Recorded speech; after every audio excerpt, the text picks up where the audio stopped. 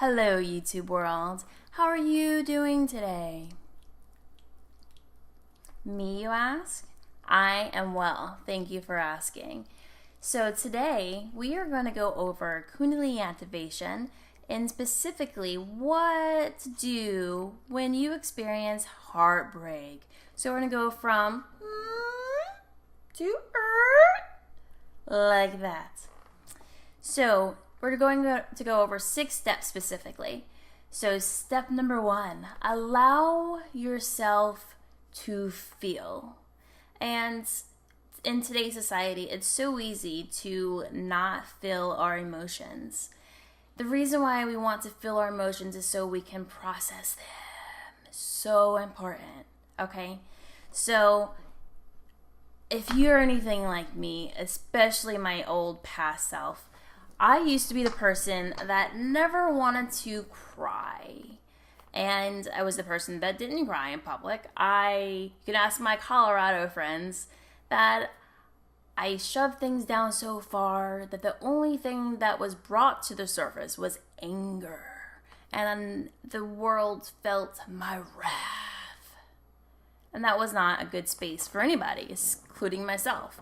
So with allowing yourself to feel your pain, you're literally shining a bright magnum light into all those dark crevices within yourself. Very vital, okay? Shine some light within you. Allow your tears to bubble up to the surface. Allow them to ooze out of your eyes. Just go, just cry. Get it out of your system, because that is the best way to heal and to release, and that's your body's natural way of releasing. Okay, so, and I also used to suppress my anger or, lash out in the world. So with anger, nobody wants to talk about anger nowadays. So anger is not anything to be afraid of. Anger is a natural human emotion, okay? Tapping into your emotions is so key. So what I like to do, when I feel that anger, especially like if I'm out in the world and someone irks my hiney, okay? They just irked me and I'm ready to tell them who they are and how they're being and put them in their place. So instead of doing that, you just hold that feeling of anger for a moment. And within 30 to 90 seconds, guess what? The anger subsides. It doesn't explode out of you. It just kind of releases naturally. And when that happens, guess what happens after that? You get this nice little trickle of relief. And you might get flashes of images from the past that might pop up. But that is just letting you know, hey, underneath that anger is really this. And this is the real cause that you need to, the real thing you need to face and address. So how do I like to address those things that bubble up? Through meditation. Meditation is, for me, key. Between meditating and journaling, those two things have really turned my entire life on a different course. And I'm so grateful. I have a lot of gratitude in my heart for journaling and meditating, and for my mentor and life coach who has turned me on to my inner work and my inner journey. And honestly, it's the work we do behind the scenes that really counts. And with doing that work behind the scenes, you're going to be able to bring your true self to the surface and show up to the world for everyone in your life for who you are, who you truly are. And always remember, who are you being in the moment? Okay. So we went over allowing yourself to feel. Now with processing, I already hit on, processing. So just notice your current space. Notice where you're at.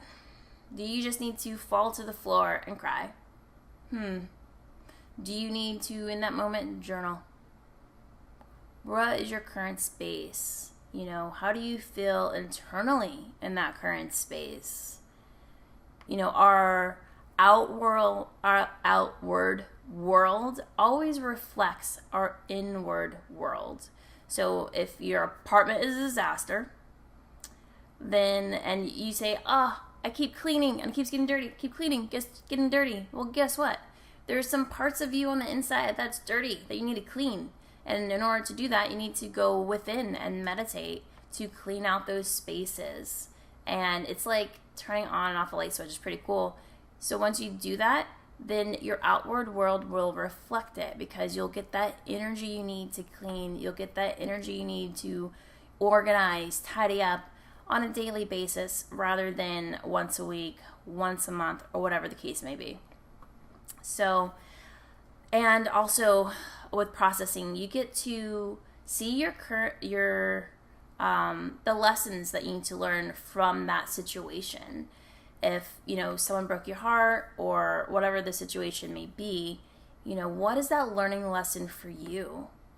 What are you being asked to learn in that space? And once you figure that out, what your learning lesson is, you can break that cycle. Breaking the cycle is key to everything in life, in my personal opinion. Once you can find a pattern and you can break that cycle, be it, a relationship with your parents, relationship with your spouse, with your children, with whoever, you have a cycle with yourself. Yes, breaking the cycle with yourself. Oh man, that resonates deeply within me, for sure. I hope it resonates with you too. Okay, so journaling will allow us to heal. It allows for self-discovery. It allows for us to be more mindful in our daily actions, mindful of others. And I think that is key, especially when you're going through heartbreak, being mindful of the other person. Just because your heart got broken in that situation doesn't mean they intended for you to get hurt. But if they did, if they are controlling and manipulative, then I apologize for their actions, but you still need to notice that, they're on their own life journey, just like you are. We all come to Earth to learn lessons, to grow spiritually, to grow and expand our consciousness, awareness, our soul, to grow. It's just a school. Earth is just a school, my opinion. And I love it. I love it. So where was I? Mindfulness. Yes. Okay. Journaling will also boost your confidence. And when you feel down and low, you need your confidence to be boosted up. Journaling will definitely do that for you. And it will also help you track your growth. So if you have like a pattern, or if you go from relationship to relationship to relationship to relationship, yeah, stop. Just stop. Give yourself some time to breathe. And you can track your growth. Say, okay, I was in this current relationship and this didn't work out here. And you look at past relationships and you see a common denominator. What's that common denominator? Because you're going to, once you recognize what you're repeating in all these relationships, then you can break that cycle. Another cycle, my phone. Silence, please. Silence. We need no interruptions right now. Turn silent. Okay. Back to you. Tracking your growth. So you can see over, the course of a week, a month, a year, years, whatever it is, how far you have grown personally on your spiritual journey. Because spiritual journeys are personal. Not everybody's going to have the same spiritual experience. So you can track your own personal experience through journaling. Meditation, our tip number 4. Okay. So meditation will help you get back to center, back to you, back to your stillness, your true self, allow you to speak your inner truth. Excuse me. It will also help you to release. So as far as feeling anger, what I like to do, another little thing I like to do with a meditation, I like to envision myself, sitting anywhere, but particularly I like a cliff. For some reason, I like a cliff that's overlooking the ocean, and I'll actually make a meditation for you today on healing Well, let's see. I want to do a couple. One on anger, one on healing your heart center. So, yes. Not sure which one I'll do today, but one of them I will do today. But with the cliff, I like to have the cliff overlook an ocean because I am from South Florida. I connect and resonate with the ocean, but I also lived in Colorado for many years, and I connect and resonate with mountains. So that could be why the cliff is coming up for me. It's like a big cliff, and you got the ocean, and I just envision myself sitting on that cliff right next to this other entity, and this entity is anger.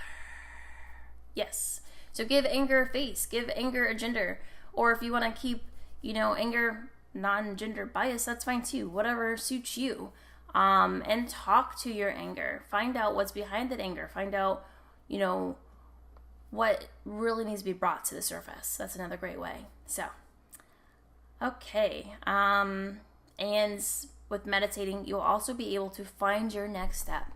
What is your next step on your personal spiritual journey that you need to take?